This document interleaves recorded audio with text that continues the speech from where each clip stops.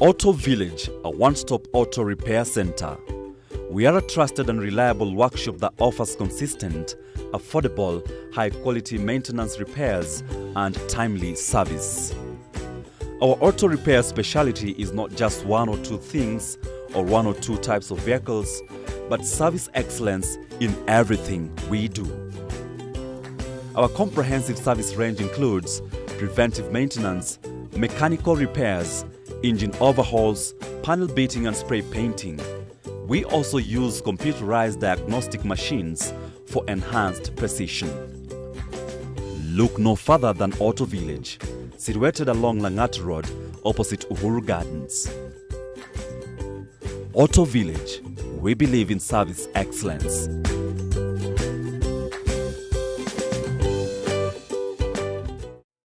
If you hosted a meeting of the minds, where would you gather? Well, Kenyatta International Convention Center will probably be your venue of choice. Depicted as an icon of Nairobi, its architecture reflects the tradition of Africa. KICC has distinguished itself from others with an unmatched capacity to hold large meetings, exhibitions, and banquets. It is equipped with state-of-the-art CCTV, guard dogs, and manned exits for security purposes. KICC encompasses conference halls, exhibition halls, and caucus rooms for hosting private meetings, amphitheater, expansive grounds for outdoor events, a rooftop that doubles as a helipad, and a viewpoint of the city's skyline. KICC offers conference support facilities like banking, tours and travel, and a business center. It also provides ample secure parking. Truly an international convention center. KICC, Africa's premier meeting venue.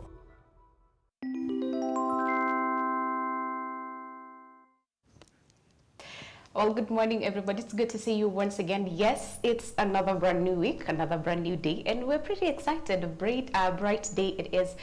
And today, right here on Women's, we have something very, very, inspiring. Being the first day of the week, we thought we should start with something inspiring. And like someone said, our prime purpose as human beings is to help others. And if you cannot help them, at least don't hurt them.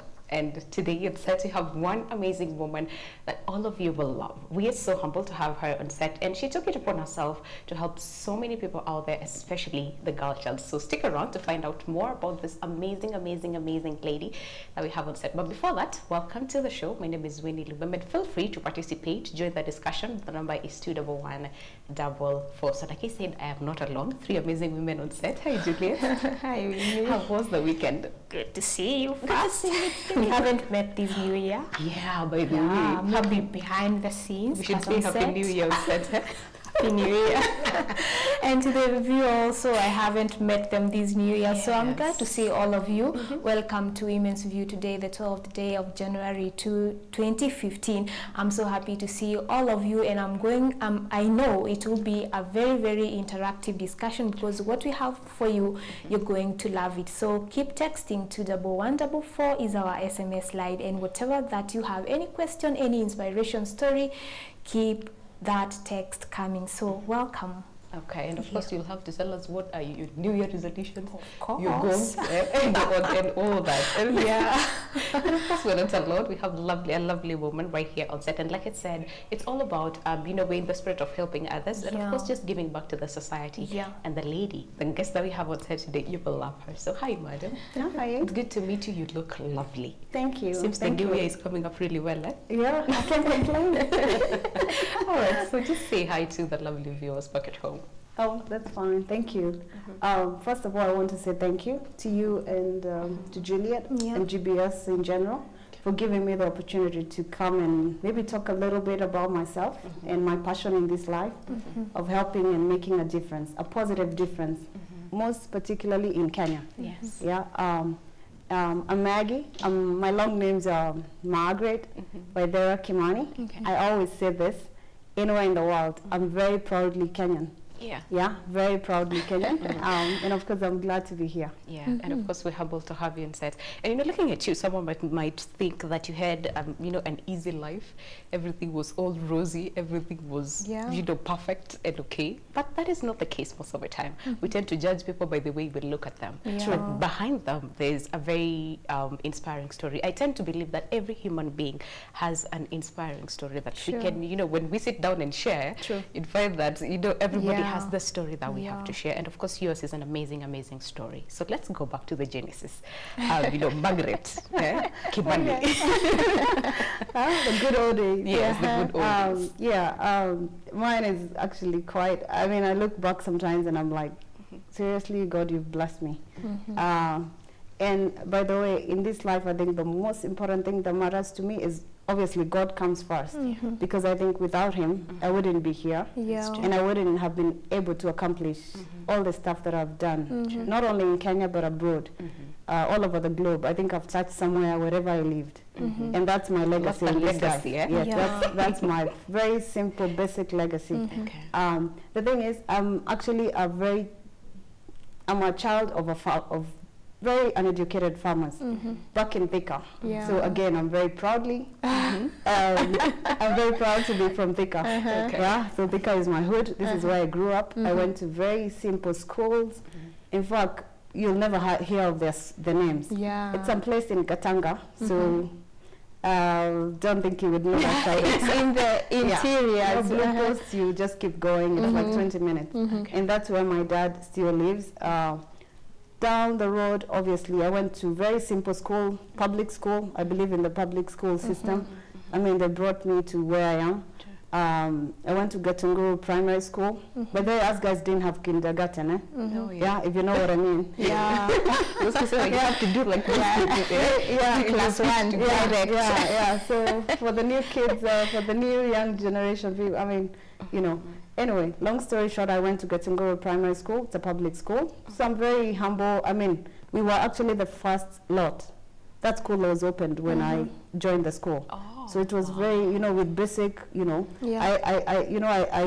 crack jokes with my siblings, like especially our last born brother and my last born sister. She's called Zipporah. I crack jokes with them like, you guys, as for us going to school, we had one pair of shoes. And the only time that shoe would be replaced is when it got torn and the teacher is complaining. Not that it's torn, you can wear it, but the teacher has said, now this is just too much. My friend, please let your parents do something. I'm actually the fourth born. Surprised, you will be surprised. People say I'm the first born. You pretty but I'm actually the fourth. Yes, true. But I'm the fourth born in a family of so many. Do you want to know how many? Yes, of course. 8. That's a big number. You know what I mean? So when I talk about your shoe was replaced or your school uniform was only replaced when maybe you outgrew out of it, like you grew big, or the shoes are too torn, that your teacher is like, you go home and do something. Anyway, that's growing up. I went to Gatunguru. After Gatunguru, I was actually one of the best students. For the first time, the school qualified people to be admitted. To a school. I was admitted to Chania High School, again from Thika, coincidentally, in Thika town now, not from Shags, but in Thika town. You moved from Shags and now. Now I graduated from Shags to Chania High. And Chania High, it was a big, at the time, it was a mixed school, so boys and girls. Then in Chania, I did extremely well. I was actually, I think, the second, one of the second to be admitted to university.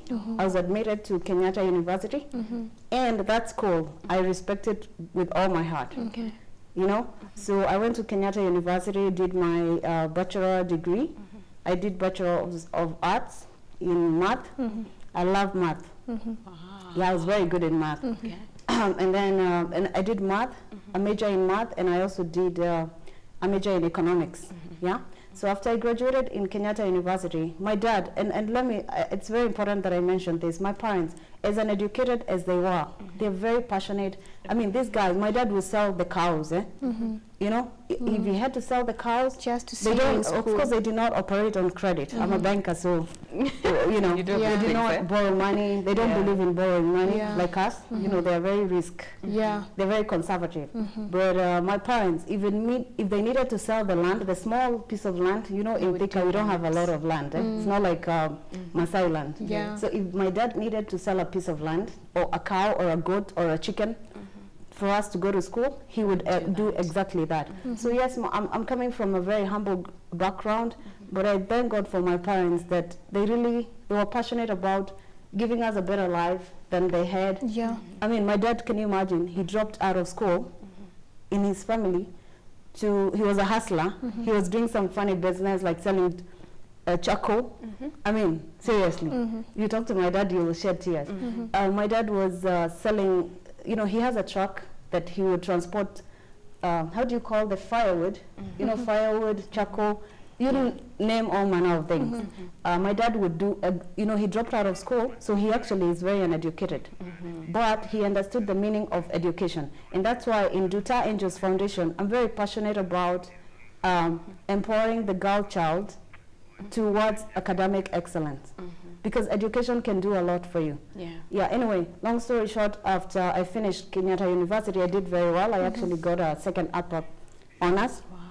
My dad was, you can imagine my dad, my parents. Yes. I was not the first to graduate in my family. My older brother, Job, he's called Job Kimani. He's a teacher, but he also graduated from Egerton. And my other sister that lives in the States, she's called Isabel. She was a very sharp kid, man, very sharp. So I was really not the first one to graduate in my family. But you can imagine my parents they were very excited, you know, coming for my graduation in KU. Anyway, long story short, down the road in 2001, my parents, again, you know, they always inspired me. They're like, why can't you further your education? I mean, I hoped to do my master's at the end of the day. That was my goal. And I didn't even know how my parents would even raise that. You know, remember we are 8, huh? Not the only kid in the family. Yes. So, and from a very humble family. So, when I finished KU, I actually walked. I walked in Mombasa. My dad has this philosophy of, I think he believes he knows. He actually knows that he has very beautiful girls. And so for girls, I mean, truth be told, for us girls, when we finish campus, you do not idle around in the family. So he sent me to do a short course in Mombasa. It was clearing and forwarding. So I actually worked in Mombasa for a year for a company called Seaforth Shipping. They're still there. Fuck, they're my friends. I worked in Mombasa for a year, but in the meantime, I was preparing for a visa and admission to go to Boston for my master's. Yeah. So that happened in September 2001. You remember? I think you can remember September 2001. That's when the bomb blast. You remember the Twin Tower, whatnot, when US was bombed. That is the time I was flying to the US to go start my education. So I flew to Boston. Long story short, I went to Boston. But when I got to Boston, I figured, oh my goodness, I am gonna do an MBA. Where are the chumps gonna come from? Do you think my parents can afford to be sending me Kenyan shillings? Converted to USD in the US, and when it gets to the US, it's probably $50. I mean, that's not enough. So I was smart and I changed my strategy. When I got to Boston, I was supposed to go to Northeastern University. It's a private, very good school in the heart of Boston. Yeah. So what I did when I got there, I said, no, this can't be. I can't do this. So I decided to change from MBA to a second degree. So I registered, and the school was nice. The principal was very nice, very supportive. I said, you know, I want to afford my own education. I want to get a part-time job so I can pay for my school instead of my parents from Kenya sending me money, because, I mean, they don't have it, to be honest. So that's what I did. I decided to enroll for a second degree in finance. So I did my second degree, and I graduated in 2000. and 3. Okay. Yeah. And you're listening to your story, we really get a lot. Yeah. You know, in terms of, yes, your parents didn't have anything, but they had the will to make sure that all the kids go to school, get good education, and of course be better persons in the society. And of course we get something else from you, which is you know, perseverance, and you have that burning desire to further your studies and all that. And of course this is a special message to all the parents out there, regardless, because most parents, you know, you would find that in the slums and all that, you'd find so many you know, small children running around here and there doing all manner of stuff, and sadly most of them indulging in drug abuse and all that, which is not a really good picture, you know, so to speak. And that is what we're getting from your story. It doesn't matter, and this is where we see you know, Lupita's quote, no matter where you come from, your dreams are still valid. And I believe this is what has brought you to where you are today, running a very big organization, Duters Angels Foundation. I would like to hear more about it, how it started, and maybe what really motivated you to do such kind of a job, like you're giving back to the society, because I know it has to do with the kind of life that you really came up. And I'm curious about the name, because your name is Margaret. the name, but I'm used to calling you Margaret someone Kimani. Right, correct. There's no time there. You know, so let's talk about that, your foundation. Valid questions. I think I'll start with her question. Okay. And along the way, you'll understand how Duta came about. Okay. But, by the way, Duta is a Kikuyu name. It's actually my late mother. Now, when I went to Boston to further my education, remember my dad and my mom, my late mom at the time, escorted me to the airport. You know how it is? Yeah. Them days when you live in Kenya, the whole clan comes from JKIA, flies to JKIA with those, you know.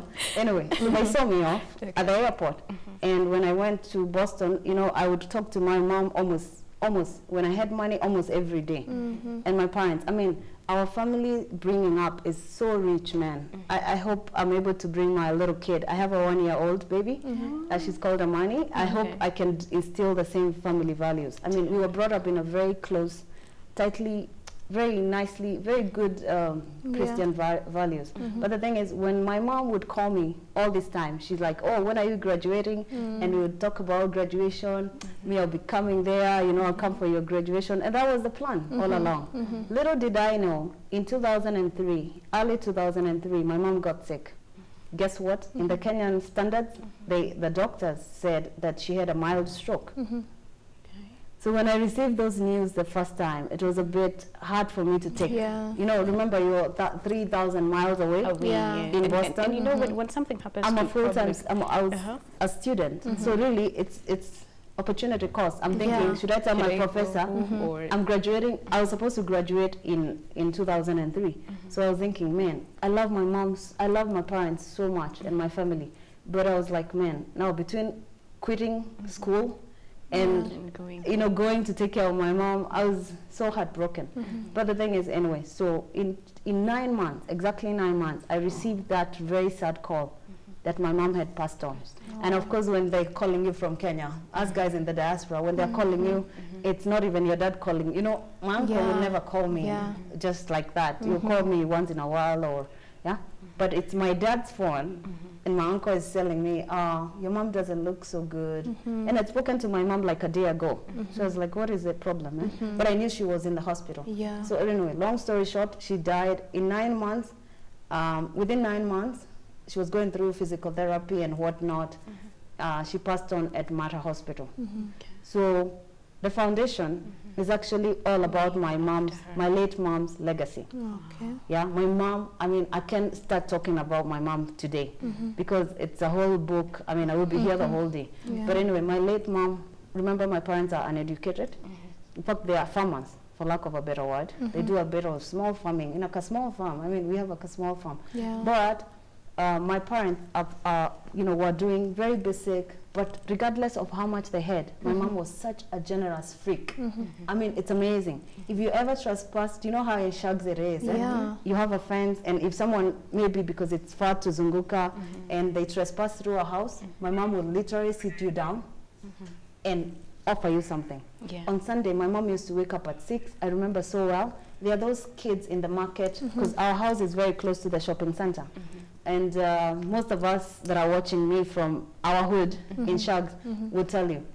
Yeah. My mom was such a generous freak. And you know, from our humble beginning, you would think, where is she getting them? Yeah, she should save that for her 8 kids. You know, but it's not the same. So how the foundation, first of all, came about is because when I lived abroad, remember, I'm an investment banker by training in the U.S. terms. Yeah. So what they call, I'm former Wall Street. But when I was living in the U.S., you know, I worked for a bank. Remember, I finished my my second degree. Then I went to Boston University. My former employer, State Street Bank, was actually paying for my education because I did extremely well. Again, it's God's favor, to be honest. But now when I was working for State Street, I worked for them almost 10 years before I resigned to come back home. State Street is actually one of the best employers in the world.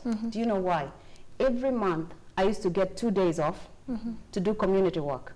State Street Corporation, State Street Bank, is incorporated in Boston, Massachusetts, in the U.S. And State Street, they have this, they had a very big thing about giving back to the community. And of course, they're from Boston. So Boston was they would do big things for the community. And they meant it. They were not doing it for CSR purposes or to look good in the, you know, in Wall Street. Yeah. No, they were doing it. So anyway, long story short, what even motivated me to do is because I said, in Boston, I do so much charity work. Yeah. And guess what? I didn't have a way. Obviously, you know, my schedule was so tight. I used to come home. In fact, I travel. I love travel. So I used to finish my vacation before even December, I could come home and, you know. So I wasn't coming home very often, like most diasporians do. So for me, where I was giving back is actually back in the U.S. But I used to think, man, how beautiful would it be if I'm able to do the same? I mean, people say U.S. is not poor. But guess what? There are people... There are drug addicts living on the street, begging on the street, literally, as you drive. And they are all chokoras. You know, people don't think they are those. They are there. They are drug addicts. They are people with homeless. We have them. But I used to wonder, man, how it would be so beautiful if I can do this in Kenya, you know? And then you guys might not understand, but why I started the foundation is because I used to now, you know, my friends, I have a lot of friends, Kenyan friends, and when anyone was coming home, we would always mobilize and donate things like crayons, books, toys for kids. And then if, for instance, you're coming home, you'll be like, please, please, please go to this children's home in Kibera, donate this on our behalf. Then we would wait again when she's going home next year, because we communicate, we always communicate. I would know she's going home maybe for a wedding or whatever. So we would give these things and she would go donate. That's how we used to operate. Alternatively, I would also just work with organizations here and just do little acts of kindness. But yeah, that's how it came about. And really, you know, honor the fact that you took it upon yourself to honor your mother's legacy and start the foundation here in Kenya. So probably someone might not really understand what Nduta Foundation is all about and what you do and all that. So can we talk about that? Basically what you do, and of course, why did you decide to mainly you know, focus on the girl child? Okay, cool. I mean, Nduta Angels Foundation, we started it, I have a very big heart and I have a big passion for the youth. In fact, in my life in Boston, I was actually the chair lady for my church, the youth in my church. I resigned again, of course. I did a handover when I was coming home in 2010. But why the youth? Because I believe us guys, we are the youth. We are actually the future of the country, of anywhere in the world. We are the future. But then I always think, because change is people are very resistant to change. Yeah? And especially the older generation, no pun intended. Yeah? But the thing is, we are very resistant to change. But as the youth, we are very open to new ideas. And if you change the youth, and especially the girl child, you change the whole world. I'm not a feminist or whatnot, but I've seen it work a lot. Let me tell you why also. The interest on the girl child. And our focus for Nduta Angels Foundation, because I'm the founder, you know, our interest is actually on academic excellence. Yeah, academic excellence, not just going to give bags of wheat and flour and sugar, no. Academic excellence. Do you know why we focus on the girl child? Because when I came back home, I resigned in November 2010 at State Street, and I came back home. I was not working. That was a very big risk. It was I mean, you know, my father. You have a very, very stable job there. And then you resigned, just come back to Kenya, and you're not sure whether you will get a job. You know, and you really don't know where to start. Can I just tell you? Can I just crack you up? My father called Isabel. Isabel is my older sister. She's 2 years older than me. She lives in Philadelphia, in PA, Pennsylvania. So I told my dad, you know, Dad, we've been talking about this. You know, I'm resigning and coming back home. You know, my dad just said, wait, hang on. He hung up the phone. He calls my sister and my brother-in-law and like, can you call your little sister and check if she's all right? Because my dad has, you know, I always treat my dad to come to the U.S. He's flown there so many times for my graduation, for so many other events. For both of my graduation, my dad came for my graduation. Okay, so and you know, he's seen to my, you know, he's also gone to my office. He had come to. I used to work in a city called Quincy, Massachusetts. So he had come to my office. He's seen me live the life. He's seen me work. He's seen me go to school there. And then he's like, he's seen that I have even a stable, you know, job. Then he's thinking, okay, anyway, long story short, when I came home, I did a tour in the slum area, and especially the projects we've been supporting. And especially I went to Kibera. I've also gone to Thika. You know, you'll be so surprised. In Thika, there's a lot of slum places. And especially, our first project was in those coffee plantations. You know, behind Blue Post? How do I explain? You know, Blue Post, you go with that road that has a lot of coffee plantation, you know, a lot of flowers. I don't know if you know that side. It's actually on our way to my shags. But surrounding those slum areas, guess who? The biggest estates are there. The Marquis of the world, the best estates are actually in that leafy suburbs of Thika. But behind it, there's a lot of slum area. So when I did a feasibility studies, and I would have the people that are supported take me to that slum area, and I saw. And by the way, it's a very sad story. What happens in the slum? I don't know for you guys if you have any exposure, but what happens in the slum? If like for instance for me, if I have a brother, yeah, and I'm coming from a very poor family, what happens? The brother will be educated, but you know what? The girl child, they have to be the one fetching water. They have to be the one cooking and washing your clothes. And you know, they're really, I don't know the word, but they're usually the ones that are disadvantaged. So that's why the Duta Angels Foundation, we focus on the girl child first. It doesn't mean that we don't support boys. The boys as well. I mean, I'm just from... Some would be like, you know, there's so much socialization of the girls there. So what about the boys? I always, for me, I'm very passionate about, because even for me, it would not have been easy. But not for my parents. I believed on equality. But all our brothers and sisters, we were offered the same chance, you know? But the girl child in the poor setting, in those slum areas, remember, the mindset of a slum parent is not like you and me. They're thinking, why waste money on a girl? I mean, let your brother go anyways. Anyway, we'll marry you off, you know, like some cultures do. We'll marry you off and we'll get the dowry, and life goes on. And you know, you go and bear kids, you know, your job in this life is only to bring kids to this, which is quite kind of awkward and backward thinking for me. So that's why Duta Angels Foundation, we focus on the girl child. Like yesterday, I was in an orphanage. This orphanage has abandoned kids. It's called New Life. Yeah, it's actually in some place in Hurlingham near Yaya Center.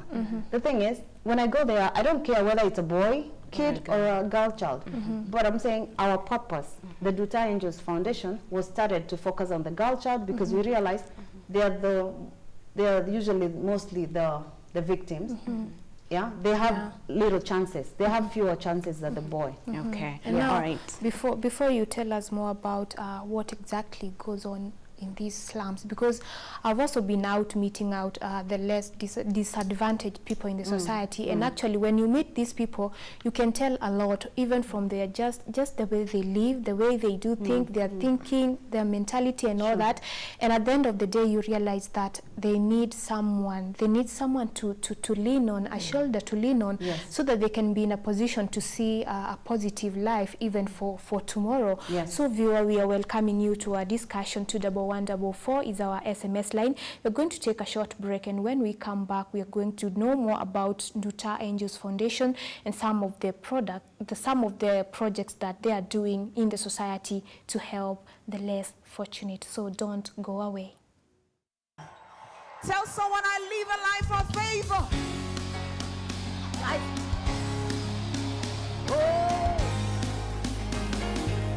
Joe praise, P.U. even come, hallelujah.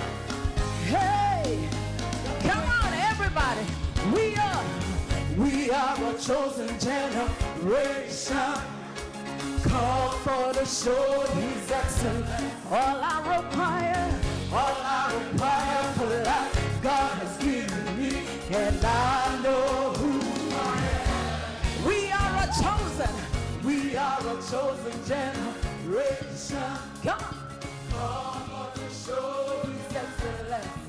All I require for life, God has given me, and I know who I am. I know who God says I am, where He says I am, what He says am I. I know who I am. I know who God says I am, where He says I am, where He says am I. I know who I am. I'm walking in power. I'm walking in miracles. I live a life of favor. Woo! 'Cause I know who I am. I'm walking in power. I'm walking in miracles. I live a life of favor. 'Cause I know who I am. Come on, dance for Jesus. Woo! Woo! Wave your hands to Jesus if you know who you are. Favor, favor, favor, favor. We are a chosen, come on. We are a chosen generation, called for to show His excellence. All I require for life, God has given me, and I know who I am. Wave your hands, sing it like you meant it. We are a chosen generation. Come on. Called for to show His excellence. All I require for life, God has given me, and I know who I am. Come on. I know who God says I am, what He says I am, where He says I'm at. I know who I am. I know who God says I am, what He says I am, where He says I'm at. I know I'm walking in power. I'm walking in miracles. I live a life of favor, 'cause I know who I am. I'm walking in power. I'm walking in miracles. I live a life of favor, 'cause I know who I am. Everybody shout, oh, oh, I know who I am. Lift your hands, shout, oh.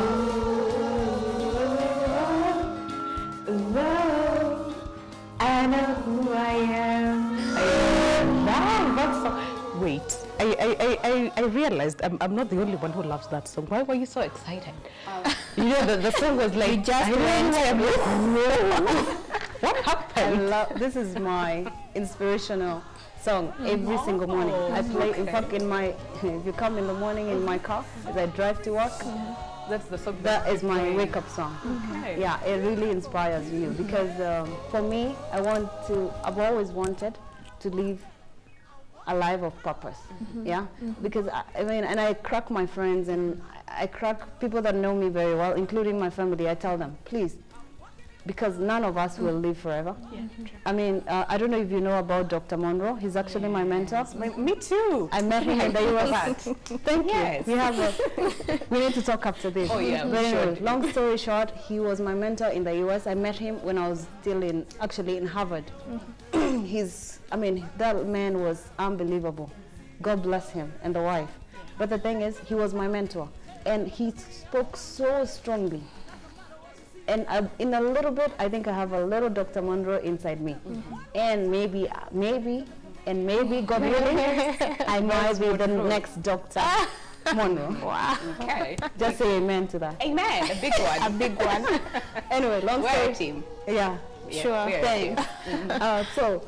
Dr. Monroe always inspires me. He talks a lot about life of purpose. I mean, I always crack my friends that when I'm out of this world, yeah, and especially now that I have a little child, don't talk about, you know, in the US they would say, oh, you're so, you know, you're so fit, you're such a petite. Why are you in banking? You should have been in modeling. And I always say, please, when I'm out of this world, when you guys, hopefully someday when you come for my funeral, I don't want people saying she was the cutest girl in Kenyan girl. It's so hard. You know, all over. exactly. Take that. I don't want them to say she was the most well-seasoned black, you know, they say African-American in the US, African-American Wall Street or investment banker. No, please don't mention none of that. Don't say she had the best, she got many degrees. Please, that is rubbish to me, to be honest. At that point, I want to live a life of legacy. I want to leave a legacy that people down the street, down the road, many years after I'm out of this world, or even many years when I'm still in this life, people can say, yes, she touched me. Yes, she empowered me. She gave me hope. She spoke to me, because I do a lot of empowerment, especially for girls. Let me tell you, you have no clue. When you go to some of these slum areas, that girl, she does not even know her worth. She does not even think she's something. You know, she does not think that she can be someone. Look at Obama. I mean, or Lupita Nyong'o, you know, did she ever think that she would be somewhere in Hollywood, in LA, doing all these things? Those girls, their what do you call it? Their self-esteem is very low. I mean, when you go there and tell them, you know what, you can make it. I am just like you. You know, don't judge me by how I look right now. You know, I was just like you, a kid of a coffee farmer, someplace in Gatanga, yeah? So you know, when I speak to these kids, and sometimes you inspire them. These are the stories I want people to talk about when I'm out of this world. I want to live a life of purpose. You go beyond your limits. Don't blame someone for your life, for your failure, simply because you were born. Like right now, there's a project we are doing in Korogocho. In fact, she came for the fundraiser on the 28th. I met this guy. He's so passionate like me. He's called Daniel. He's a founder of, him and the wife, they are the founders of Destiny Shapers. I actually met them through my church. I go to Papa Center, just for the record. And I love this church. I mean, the pastor and the wife, they are amazing, and they're going places. Anyway, long story short, I met these guys in November in my church. I just come back from my assignment from work from London. And I just come back, and I met them in church, and they were doing some Longonot work to fundraise money to build a classroom for kids. Guess what? When you go to Korogocho, do you know why this guy is so passionate about this? Because, believe it or not, the kids there that he's supporting is kids of, I don't want to mention, but some of these kids, their parents are brewing the liquor. If you know what I mean? The traditional, yeah? Some others are, sorry to say, are kids of those Koinange Street women, if you know what I mean. And during the day, can you imagine that kid? She just sits there, and the ones for the parents that are brewing liquor, they just sit there. Some of them are even drinking it. Yeah, that's true. And because it's very dangerous. Understand that they live in a small place like this. When I go there, and you know, the sad thing is, I went there with Amani. It was on a Sunday. I always, any project I've supported in Kenya, I always go and do a needs analysis before I can do anything. Because I believe we're not here to dish out things. We don't even have the money. And by the way, it's not about the money. It's all about... That was actually something I was about to ask you, because someone might be like, but fine, I would want to help. You know, I would want to go to probably the slum area and possibly build a house, you know, for these people, or even give them food. But at the end of the day, I do not have money. So most of us, and is that something that you've actually realized in Kenya? Yes, because big time. Know, people are like, everything is all about money, money, and money. What can you tell them? Yes, yes. I think we even spoke about it during the fundraiser. I think it's not so much about the money. I know for some of us that are well-traveled, well-exposed, it's not about the money. I give you a perfect example of my former employer. My former employer, the bank, used to give me 2 days. Come rain, come sunshine, whether Wall Street is going down, NASDAQ has gone up, or New York Stock Exchange has gone under. I was entitled to 2 days of community service every single month. I loved it. I mean, it's built who I am, by the way. Why were they doing that? Do you know what I was doing? I did not have to donate dollars and whatever. I did when I have to, when I had them. But do you know what I was doing? We would go to classrooms of very poor neighborhoods in Boston. For some of us, some of the viewers that know Boston, they know it very well. There's a slum area, Dorchester, near Quincy. In fact, it's very close. It's actually a stone throw from my employer's site. The thing is, we would go there and paint classes. We would go there and plant trees. We would go there and do crayons, coloring with the kids, teach them some basic art skills, and talk to these kids. And man, when you leave that place, the kids will be so, oh my God, they'll be in tears. Have I donated any money? Not really. It's not about the money. And it's very sad, and you're right. The mentality in Kenya, the stereotypes in Kenya, they think, oh, when they hear, first of all, Duta Angels Foundation at the end, www.dutaangels.org, when they see ORG, they're like, OMG, big money, big donations, big donor funds. Oh, no. By the way, I'm also very humbled in a very big way. For me, it's very personal because Duta Angels Foundation, when we did the Korogocho, this December 28, 2014, was our first funds drive. Wow. We have never fundraised, never ever. We do very small acts of kindness. For instance, if I have extra clothes, okay, before the baby I was very petite. Them days, if I have an extra t-shirt that I'm not using, I just clean my closet every couple months and I donate them to because some of these girls, they're big. You understand? So that's what I used to do. Also, maybe crayons. We'll buy some crayons, donate. Sometimes we go to schools and do motivational speaking, purely. No gifts, no nothing. So it's not all about It's not about the money. And I wish there was a way. I want to change that mentality. I want to be the ambassador. I mean, I want to be the goodwill ambassador to change that mentality. I don't know how. Maybe you can help us. You guys are in the media. We are you know, but that needs to get out of the window in the Kenyan people because it's quite sad. You know, maybe your neighbor. You know, I give this perfect example. Look at Muthaiga, the neighboring hood. It's a slum area, isn't it? It's called what is it called? It's on Thika, the superhighway. It's called Mathare. Yes. Yeah, Mathare.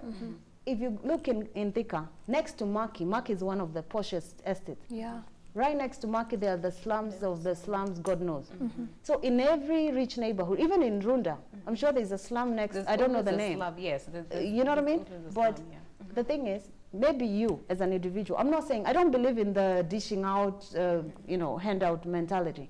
But I think God, when in the Bible it says, to whom so much is given, so much is expected. And let me tell you, for me, and this is a true story, some of the things I've been able to accomplish at my age, because I keep saying I want to retire before I'm 40 and do this. Yeah, be like the way Oprah Winfrey walk, travel all over the world, inspire people. And I think I have a gift in that. At my age, some of the things I've been able to accomplish, coming from a very humble background, is because of how much I've given. And we're actually it's so a blessing. proud of you today. And of course, so many people actually receiving much love from people because this person says, hi, Women's View, amazing. I love what the lady is doing. This is Grace. And then another person says, I'm inspired, good job. And then someone asks, what is your motivation? In fact, we should play that song. My motivation is actually my late mom. Okay. Period. My late mom, I mean, such a simple lady, no education, by the way, my parents, believe it or not, they can speak English. So please, when I invite you to my beautiful shags, don't talk my, you know what I'm saying? I'm kidding. But they can speak Swahili, basic Swahili, not the complex one, the Mombasa, not the Mombasa. Yeah, but anyway, my parents inspires me. They inspire me, but even above my parents, there are other people like this. But this is my Bible. If you look in my handbag, you must see this man. Okay. Yeah, it's always there. And can I read one little thing? Okay, just one. And also, I believe in good leadership. And by the way, my employer, my current and my former employer will tell you, I'm very vocal. I believe I want to kill mediocrity. The reason I came back to Kenya is because I believe I can make a very big impact. This is what inspires me every morning. Because in every field, even in your media, yeah, in any field you're in, whether you're in medicine, you're in engineering, you can change. True. You see, for a long time, when you talk to the Western world, they think Kenya is one of the corrupt. It's just, by the way, they say Africa, and I'm always very quick to say, my dear, it's Kenya. Kenya. Kenya is a country in Africa. It's not Africa. Anyway, because I'm very proud. I love my country, and I believe I resigned my big job that I worked for 10 years, that I revered so much, to come back home and make a difference. And I always tell myself, even if it's a drop in the ocean, even if nobody notices it, at least God, that I report to every day, will notice. Yeah. Okay. You know? All right. So if I can quickly read one thing about, okay? Very quickly. Okay. And Your leadership is hidden in your purpose, and your purpose is the key to your passion. I mean, I can read this thing the whole, from A to Z. The attitude of passion is an indispensable attribute of leadership and serves as the driving force of motivation that sustains the focus of the leader. Do you want me to go on and on and on? Okay. Well, we have very Anyway, I'm limited kidding, time. but I'm just saying he's my mentor. And before, when he came to Kenya, just the other day in October, he actually autographed this and gave it to me because he remembers me from Boston. And it's so sad that when they flew back, they, I guess they're normal. Yeah. So I don't know, can you read it? Okay, let me do this. This one says, Maggie, you are a great leader who hates and refuses mediocrity and impunity. May the Lord God bless you abundantly. And Princess Amani, this is Dr. Miles Monroe. The late. Yes, the late Dr. Miles Monroe. And you know, Yeah. when I listen to you, you're talking about your daughter so much in everything. You're just saying, my daughter, my daughter. I'm a mother. I know how it feels. So, but I know that Amani, Princess Amani, everywhere you're going, you go with her. When you're doing your projects, you're looking into the lives of a girl child. God gave you a girl. You know, this is something interesting. Yeah, it's Very really, interesting. really I want to hear more about Amani. You know, I've met her, and Winnie, I tell you, she's I need to meet her. beautiful. When did you guys even meet her? Did you forget to send me the memo? You must meet her. She's so What beautiful. happened? She's so innocent. You know, and you know, when I look at small kids, you just see. I don't know what I see in kids. They are just. So innocent. They are so innocent. They are so special. You know, tell us more about Amani. I forgot to mention when you asked me who inspires you. Now, lately, she was born on January 21st, 2014. So for the last almost a year now, she is everything that inspires me.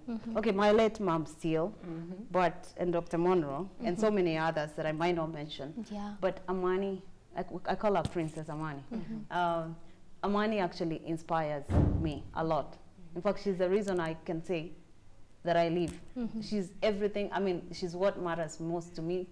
Obviously, God first, in that order. God, family, and Amani is included in the family equation. Then, of course, I love, but they allow me to say this, my team. I work for Chase Bank, Kenya, and I handle the diaspora unit, and I have a fabulous team. Please, if you allow me to mention their names. Fomba, if you're watching, there's Mogusu Edwin, and there's an Amaimba, very cute girl. Wow. There's you meet them down the road, maybe on my kid's first birthday. There's also there's so many I can't mention here, but I mean, I love my team. The guys at work. In fact, the reason, long story short, the reason I chose to work for Chase Bank, when I was coming back home, by the way, I was coming to consult. Then a few things happened. Then I decided, you know what, I might as well consider employment. And when Chase Bank, requested me to start from scratch a diaspora unit, I was like, why not? It's a good challenge. And Chase Bank is a very good employer. Again, remember, I hate mediocrity. I hate same old way of doing things, including way of banking. And Chase Bank, I think, is one of the banks that is doing it right. very different. In fact, if you ask me, we offer better service than Bank of America will, no pun intended. The American banks would offer. Okay, but anyway, long story short, my team also, the people I work around, whether it's a foundation, at work, they really inspire me, yeah? And then, of course, people that I come across, like, you know, I met her, really inspire me, but Princess Amani is big time in that equation. Yeah, she's adorable. Okay. And did you know that Amani in Swahili means peace of God? Yes. So in other words, sometimes we flip her name and we say Princess of Peace.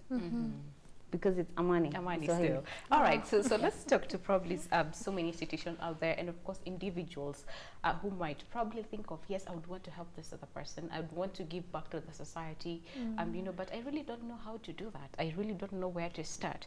And like we said, we're actually trying to refute the fact that most of us think it's all about the money. So it's not all about the money. The fact that you can actually go there, give you 30 minutes, give you 15 minutes, counts a lot. All right, so let's talk to people out there, and of course the institutions, like you said, where we used to work, you were given 2 days off to go there, back to the society, you know, and help those people. So do you think that should also be probably implemented in institutions, you know, here in Kenya? Or what is it that you think, given a chance to do it differently as a country, would be far, far away in terms of helping the society and, of course, giving back to the people? Absolutely, and it's a valid question. And for me, if you ask me, it's like you're reading my future strategic plan. But anyway, so I hope to be the Goodwill Ambassador. In fact, when we were launching, last year we launched the Diaspora Portal, a first of its kind. And guess what? Guess the other person that inspires me, amongst the people that I did not mention, is this beautiful ambassador, she's called Amina, no? Amina Mohammed. Yeah. That woman is unbelievable. She's watching, God bless her. I mean, she's doing amazing things.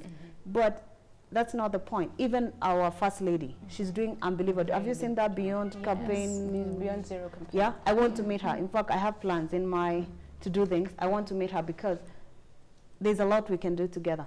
But long story short is that if we can have a Goodwill Ambassador like myself, and this is what I plan to do in my retirement, by the way, yes, which, like I said, you remember I said I have a very ambitious goal to retire before I'm 40 under 40.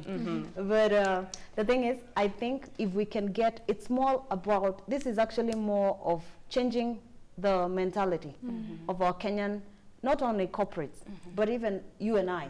Yeah?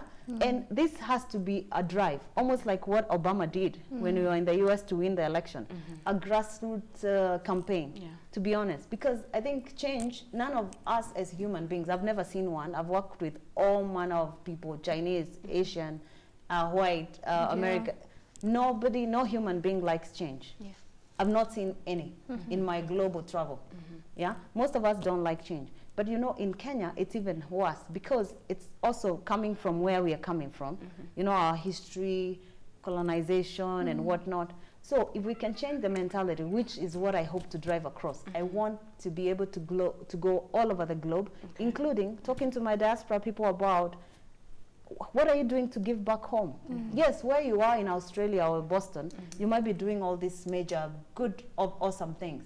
And by the way, don't get me wrong, I don't expect in the Kenyan standards, like for instance, my current employer to give me 2 days off to go do community. Okay, I mean, you have to work. All right, we need to get the show right now, and I know we have a lot to talk about. That's all right. So can you come? Next time we invite you over to come and just talk about giving back to the society. Promise me you'll come.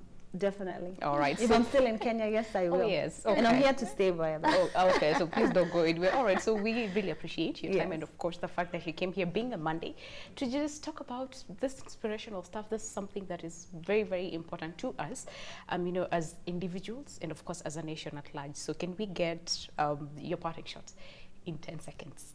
Okay. Dear viewers, it's an honor to actually talk to you about what I do and in a summarizing what matters most to me in terms of giving back to the community, to the Kenyan community especially, because I'm very proudly Kenyan. But I would seriously urge you from the deepest part of my heart to in whatever field you are, where you live, you can even start very, very, very, very simple, basic acts of kindness. For instance, maybe there's a school where your kid goes to school. Have you even thought about checking how many kids have no uniform, for instance? Have you checked to see how many orphans are there? You know, have you checked maybe in your neighborhood for those guys in the leafy suburbs? Have you checked on your way home, for instance, to see maybe there's a school that has no clean water? You know, it could cost you very small. It's not about the money per se. Have you also thought of donating your time, you know, to give back to the community in terms of empowerment? Maybe motivate a kid that would be going out without food, but at least to have hope. Have you thought of even talking to someone that is about to commit suicide right now because of domestic violence? You know, or there's so much you can do. It's not about the money, please. I kindly beg you. It's not about the money, and especially for corporates. I know a lot of corporates will do it for social responsibility, just to look good in their books.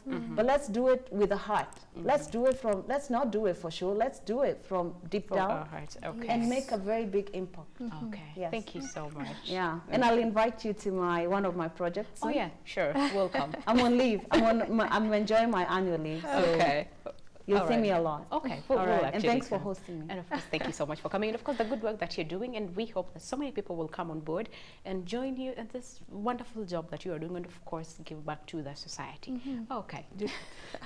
For me, I'm inspired, I'm humbled, and I believe at the end of the day, just as you've said, it just starts with a very, very simple act just of kindness within you, and then with this it goes to the entire society. So we thank you so much, viewer, for being with us for 1 hour. 21144 has been our SMS line. We appreciate your SMSs. There were so many that we could not sample all of them, but we promise there's always tomorrow. I have been your co-host, Juliet Muremi. Until next time, bye-bye. All right. So on behalf of the entire Women's View team, we wish you a blessed day ahead. And remember, it's not always about the money. That little act of kindness that we all display matters a lot. And of course, just donating 5 minutes, 10 minutes of your time to help someone out there means a lot. So let that be an inspiration as we start this week. So God bless. Have an awesome week ahead. We'll see you tomorrow. My name is Winnie Lubambe. God bless.